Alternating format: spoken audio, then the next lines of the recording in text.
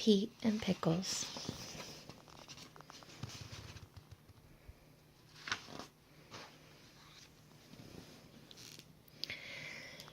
Pete was a perfectly predictable pig.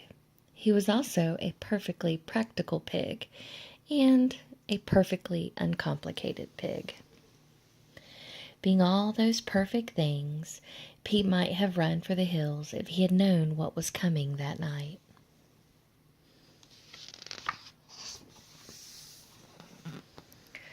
The storm arrived first. Pete cut the evening's fun off early and went to bed to get the nightmare out of the way. The same terrifying, watery nightmare all pigs dream during stormy nights, for pigs are known for doing only one thing well in water: drowning. And that is exactly what Pete dreamt he was doing when a sudden sound woke him.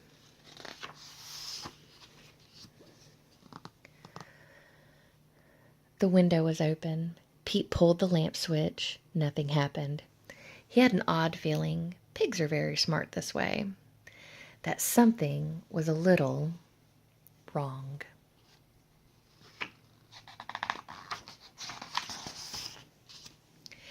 Pete was suddenly grabbed, hugged really, by a wet nose, at the other end of which was a wet elephant. The beast whispered, "Shh." She said nothing else, but her eyes spoke clearly. "Help me." Then a knock at the door. A clown asked Pete if he'd seen any sign of an escaped elephant named Pickles. "There, under the couch. Look carefully," Pete said, as the circus led the sad, slumping elephant away. Pete was startled when she looked back at him and smiled. The next morning, Pete was disinfecting his house when he noticed his midnight visitor had left behind a gift. Dandelions. Ridiculous, thought Pete, as he scrubbed. That afternoon, Pete took his usual short stroll. He looked down at the evening mist rolling in and saw a circus tent. He looked at the dandelion. Ridiculous, he muttered. Today, however, Pete would take a longer walk.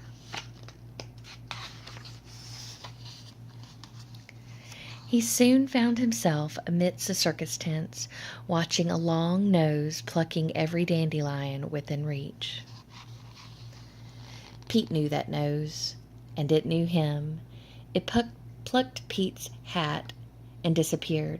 Seconds before Pete called the police, his hat was pushed back, improved.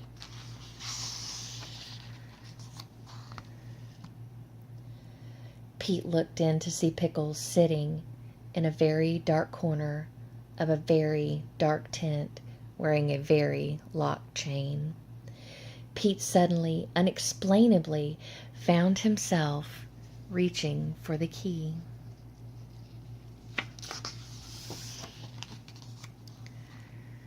Now free and outside, Pickles dove to hide while a panicked Pete whispered, "Tea. Tea was on my schedule today, not elephants." Being a practical pig, however, he knew they needed a disguise. Something, anything, Pete thought fast. It worked. Too well. A policeman suggested dinner.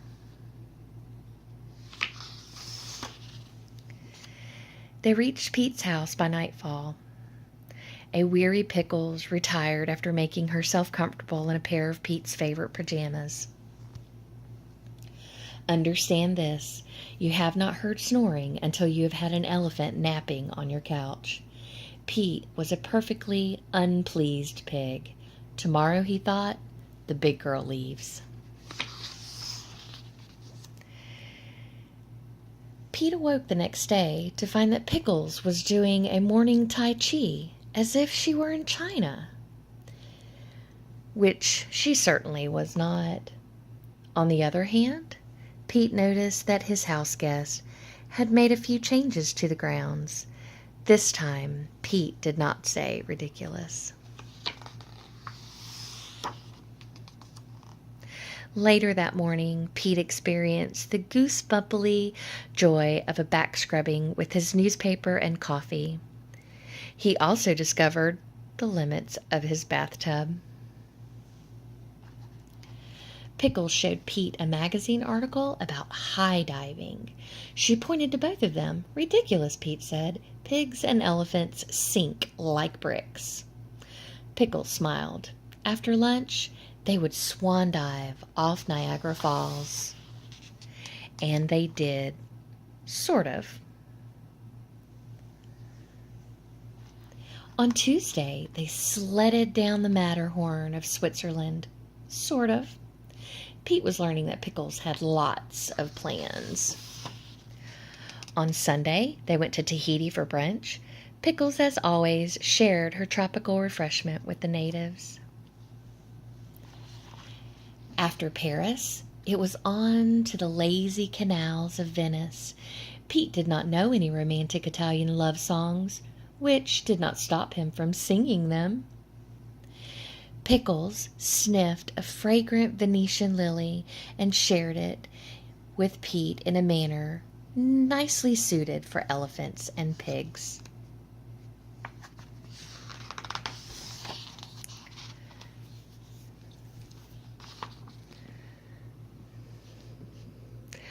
It was when Pete returned home one evening and found ballet tryouts in Moscow, soaring paracals over Tuscany, and house painters on his roof, that his thoughts turned to an earlier life.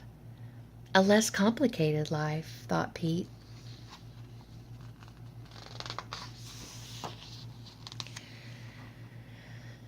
Soon after, Pete discovered Pickles getting into things that she shouldn't have been in, and he snapped. I am a predictable, practical, uncomplicated pig, or I was before, he yelled. As a shocked Pickles fell back into the bathtub, the last words she remembered hearing were the worst. It's time you probably left. Something broke. A pipe gushed water in a spewing torrent. The house filled while a panicky Pete screamed, Pickles! The mops! The buckets and sponges! Never mind! Head for higher ground! Pete worried that higher ground would run out. As a matter of fact,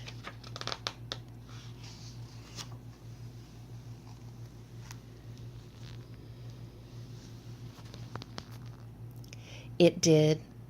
When all the snouts and snoots in the now flooded house were fully stretched to their furthest reach, only one had found the refuge of sweet air.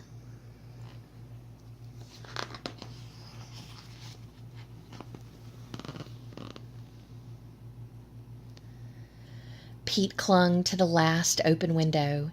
He looked back down into the face of one far too heavy to join him, and noticed once again, as always, a smile.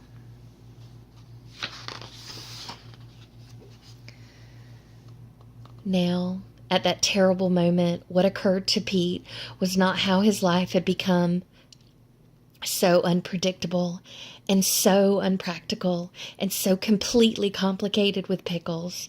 No, what occurred to Pete was his life without her. That endless night would be the longest night of their lives on this great journey, and when the fireman finally climbed to the window the next morning, he could not believe what he found.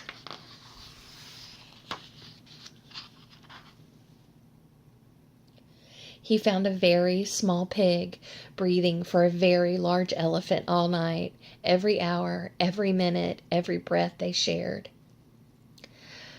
When they finally emptied the house, the fireman looked down in puzzlement at the exhausted pair of sleeping friends. They tried but could not pull Pete from the mighty grasp of Pickles. The two slept all day, through the night, and on until the morning.